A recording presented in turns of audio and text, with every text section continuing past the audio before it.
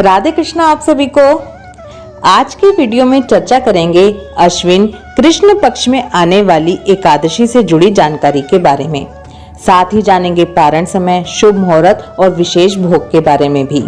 चलिए आज की वीडियो शुरू करते हैं। पितृ पक्ष में आने वाली इस एकादशी को इंदिरा एकादशी कहा जाता है।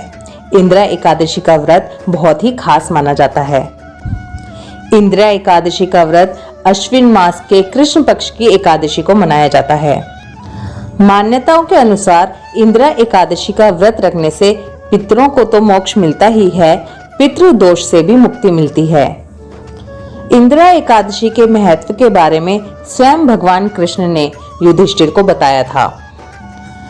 पितृ पक्ष में आने वाली इंदिरा एकादशी के व्रत का पुण्य फल अगर पितृगणों को दिया जाए, पितृ हमारे नरक में भी हों तो वो भी इस व्रत के फल से स्वर्ग की ओर चले जाते हैं। माना जाता है कि इंदिरा एकादशी के दिन किए गए पुण्य कर्म और व्रत का फल हमारे पितरों को प्राप्त होता है। पितरों को मोक्ष मिलता है और वो प्रसन्न होकर धरती पर अपनी संतानों को आशीर्वाद देते हैं। हमारे शास्त्रों में पितरों का स्थान देवताओं से भी ऊपर बताया गया है। जैसा कि हम जानते हैं कि एकादशी का व्रत भगवान विष्णु को समर्पित होता है। इंदिरा एकादशी के व्रत के दिन विधि विधान के साथ और पूरी श्रद्धा भाव के साथ भगवान विष्णु का पूजन करने से और विष्णु चालीसा का पाठ सुनने या करने से हमारे पितरों को मोक्ष की प्राप्ति होती है। विष्णु चालीसा की वीडियो ऑलरेडी हमारे चैनल पर है, जिसका लिंक मैंने नीचे डिस्क्रिप्शन में दिया है। शास्त्रों में यहाँ तक बताया गया है कि इंदिरा एकादशी के व्रत का सही तरह से अगर पालन किया जाए तो 7 पीढ़ी तक के पितरों को मोक्ष की प्राप्ति हो जाती है। इंदिरा एकादशी के दिन भगवान विष्णु के अवतार शालिग्राम जी की पूजा करने का विधान है। ये कहा गया है कि जो लोग एकादशी का व्रत नहीं करते हैं वो भी इंदिरा एकादशी का व्रत करके अपने व्रत का पुण्य फल द्वादशी के दिन पारण करते समय अगर अपने पितरों को देते हैं तो उनके पितरों को मोक्ष की प्राप्ति होती है और प्रसन्न होकर वो अपनी संतानों को आशीर्वाद देते हैं। साथ ही जो ये व्रत कर रहा होता है उसके ऊपर यदि कोई पितृ दोष है तो उससे भी उसे मुक्ति मिल जाती है। आइए अब ये जान लेते हैं कि इस साल यानी कि 2024 में इंदिरा एकादशी तिथि कब शुरू हो रही है। इंदिरा एकादशी तिथि शुरू हो रही है 27 सितंबर दोपहर 1:20 पर और ये एकादशी तिथि समाप्त हो रही है 28 सितंबर दोपहर 2:49 पर। इस बार एक ही दिन की एकादशी है जो कि 28 सितंबर को है। सभी धार्मिक स्थलों, सभी मंदिरों में 28 सितंबर को ही इंदिरा एकादशी का व्रत किया जाएगा। यानी कि इस पर एकादशी के व्रत में कोई कंफ्यूजन नहीं है, एक ही दिन की एकादशी है। चलिए अब पूजा विधि की बात कर लेते हैं। हर एकादशी की तरह इस एकादशी के नियम भी दशमी तिथि से ही शुरू हो जाते हैं। जो लोग एकादशी व्रत नहीं करते या जो लोग केवल अपने पितरों के लिए इस एकादशी को समर्पित करना चाहते हैं वो लोग दशमी को अपने पितरों का श्राद्ध करेंगे। दशमी के दिन एक ही समय खाना खाएंगे। सूरज छिपने के बाद भोजन ग्रहण नहीं करेंगे।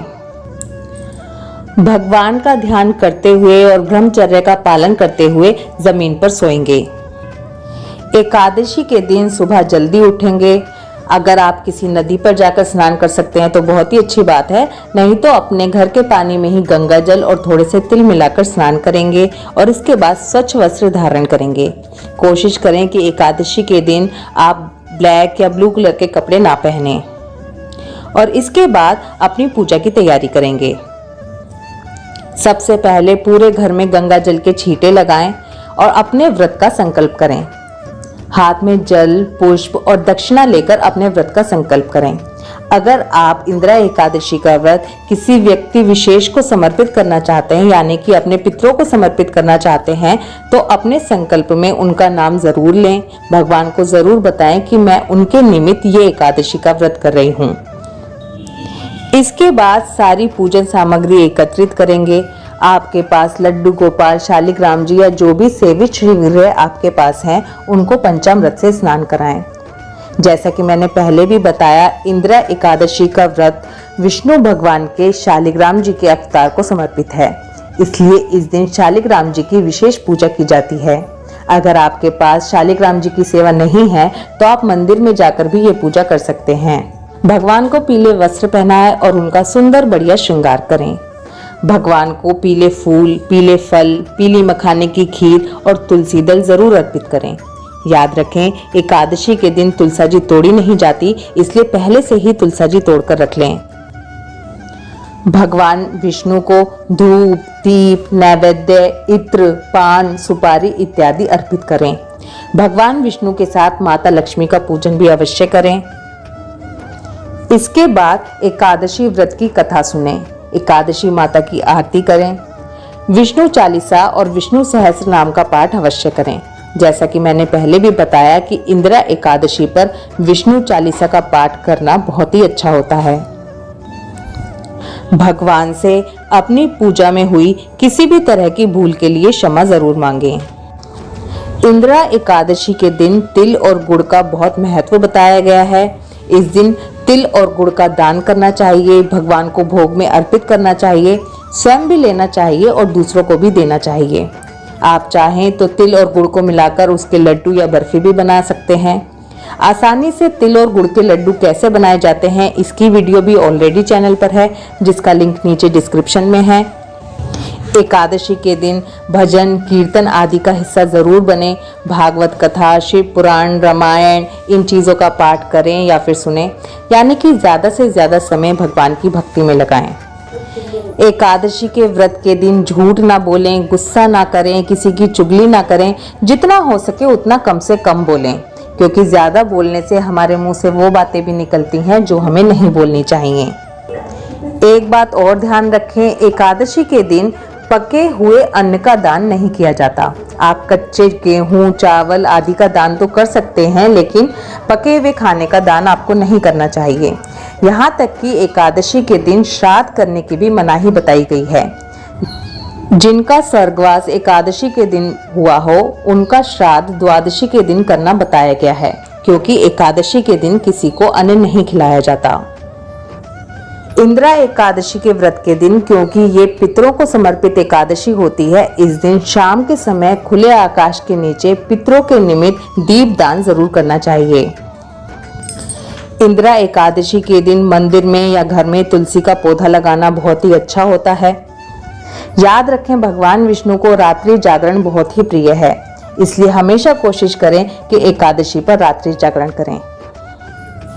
इसके बाद द्वादशी के दिन सुबह जल्दी उठें, जल्दी उठकर पूजा करें और उसके बाद ब्राह्मणों के निमित्त खाना या सीधा दक्षिणा रखकर दें और उसके बाद अपने व्रत का पारण करें। चलिए अब आपको पारण समय बता देती हूँ।